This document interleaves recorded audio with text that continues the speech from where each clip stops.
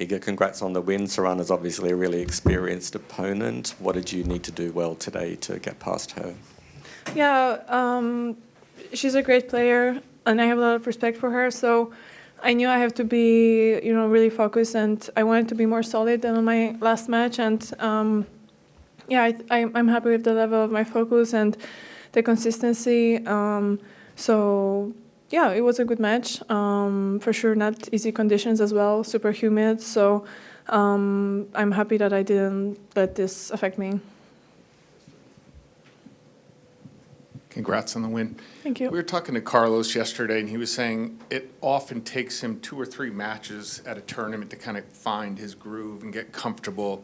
And I just wondered if that's a phenomenon that you also deal with, or do you have some tournaments where you're feeling it right from the go? I think it depends. Sometimes I feel, great from the go, and then during the tournament, I start feeling that something is off. Sometimes I have, the same as Carlos. So I need to get my rhythm. I need to figure out, what exactly I can do on this court with these conditions, with these balls. And then later on, I feel like I'm kind of smarter, and the decisions are already better naturally, because you just get repetition. So most of times I think it is like Carlos is saying, but it's, like every tournament can be different. So I sometimes, have a lot of time to practice before, and I start from already a high level, and then you just have to keep going till the end. So, yeah. If I could just follow up, one of the popular additions on site this year has been the coffee bar over by Player Dining. 1, I wonder, have you been there? And 2, if you have, if you could share your caffeine habits with us. So my order is basically a flat white with oat milk. But I haven't been drinking a lot of coffee here because I only drink like before matches, and I try to keep it easy on the day off. But if I could, I would drink like 2 coffees per day. I just don't want to be so, high energy all the time. But I love coffee, so yeah. There seemed to be some technical issues during the match. Did that affect your focus or momentum at any point? What technical issues? It just seemed like Sorana was speaking to the umpire. Well, I think she was speaking about the close calls, and she thought that the shots that I played were out. But I wouldn't call it a technical issue because He wasn't reading the speed of the serve or something. Oh, yeah, the speed of the serve wasn't there. I didn't know she was talking about that, though, because I kind of wanted to focus, on myself. Yeah, the speed of the serve wasn't there for most of the match. I have no idea why. It would be helpful to know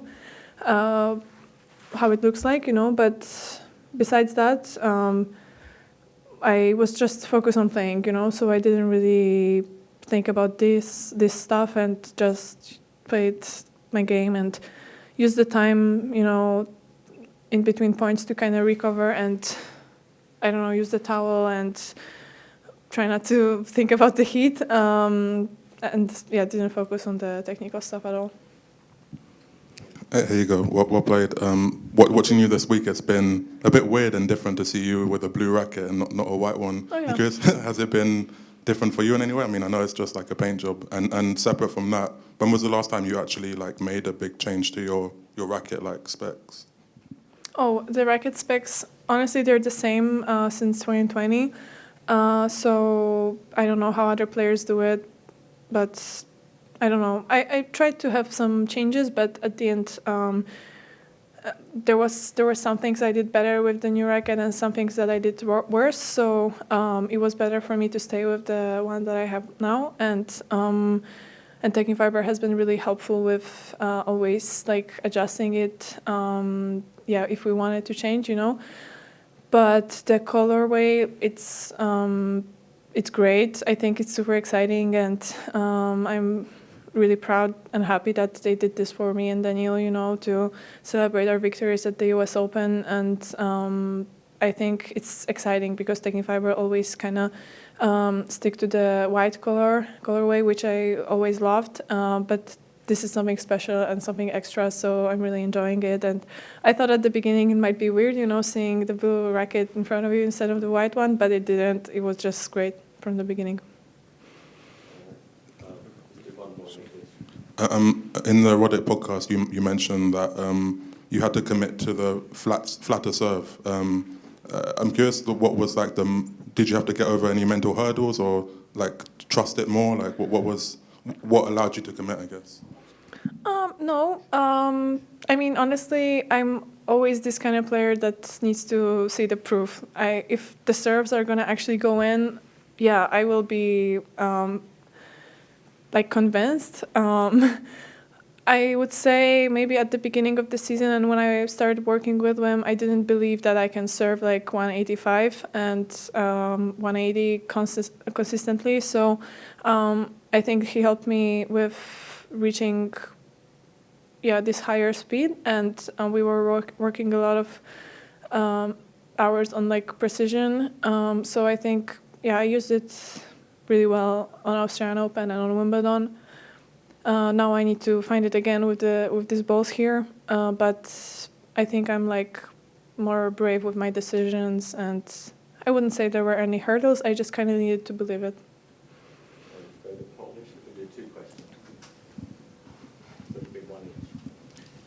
Witam Iga, chciałbym Ci pogratulować jeszcze raz wspaniałego meczu. Moje pytanie jest takie, jak się czujesz po dość dłuższej przerwie, bo ostatni mecz grałeś w sobotę, dzisiejszy mecz. Czy myślisz, że to pomoże nam tutaj, żebyśmy zostali do końca, do finału? No, myślę, że teraz już nie ma do końca znaczenia, no bo już zagrałam ten kolejny mecz i faktycznie dzisiaj się czułam troszeczkę tak, jakbym zaczynała turniej od nowa, ale przyznam, że te dni, kiedy nie miałam meczów, teraz 3 dni wykorzystałam na trening i bardzo mi pomogły, bo mogłam zrobić rzeczy, na które nie byłoby czasu, gdybym grała mecze, bo więcej byśmy się skoncentrowali na regeneracji, więc potrenowałam trochę techniki i myślę, że to był dobrze wykorzystany czas. A ja chciałem dopytać o w tej przerwie, na czym się skupiłeś, bo obserwując te treningi, no było widać, że jakby trochę tych skrótów, taka podejście do siatki, czy będzie można to obserwować? No i czy nasze obserwacje są trafne? Skrótów nie było. Może... Taka bardziej agresywna gra przy siatce, podejście do siatki, tak przynajmniej. Znaczy, no nad volejem pracujemy cały czas, ale dla mnie to nie jest jakby uderzenie, które ja planuję, bo zazwyczaj po prostu sytuacja na korcie sprawi, że ja wyląduję pod tą siatką, no i wtedy warto jest dobrze go zagrać, więc no zawsze trenujemy voleja. Nie powiedziałabym, że teraz było go więcej, chyba było tam jedno ćwiczenie, gdzie miałam zagrać atak i pójść na siatkę, ale to też od czasu do czasu robimy. Zazwyczaj po prostu jak gram więcej meczów, to nie ma czasu tego wcisnąć w ten godzinny trening i są inne rzeczy, które są priorytetem.